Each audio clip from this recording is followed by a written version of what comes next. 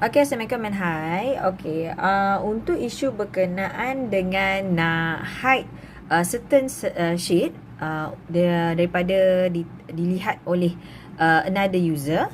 Okay, untuk OneDrive lah. So means dekat kita punya Excel desktop dulu, user kena hide dia. Okay, contoh dekat sini kita nak hide main page punya bahagian. Okay, so pergi dekat sheet tu, okay, klik kanan, hide.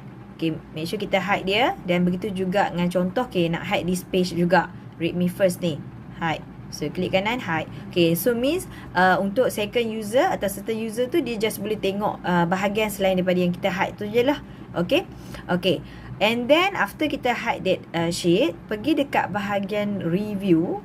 Okay, dekat sini, protect workbooks. Okay, kita just klik this one. Okay, then kita akan letak password lah. So, make sure user ingat this password. So, means 1, 2, 3. Contoh, kita letak. And then, kita okay. Okay, then kita re-enter that password. And then, 1, 2, 3. Okay.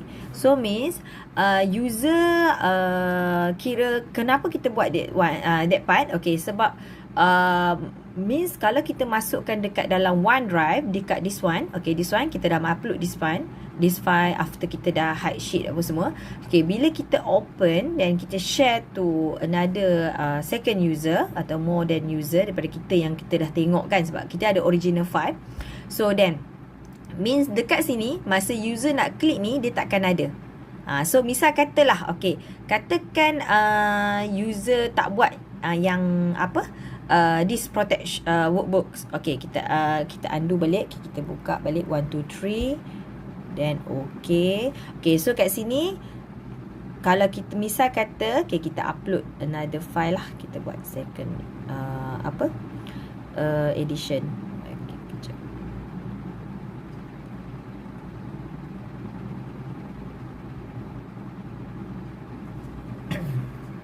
Okay, this one copy kan. Okay, kita masukkan ke dalam this file. Okay, kita tutup this one dulu. Okay, kita masukkan yang kita buat copy tanpa kita protect that workbooks. Okay, this one kita masukkan.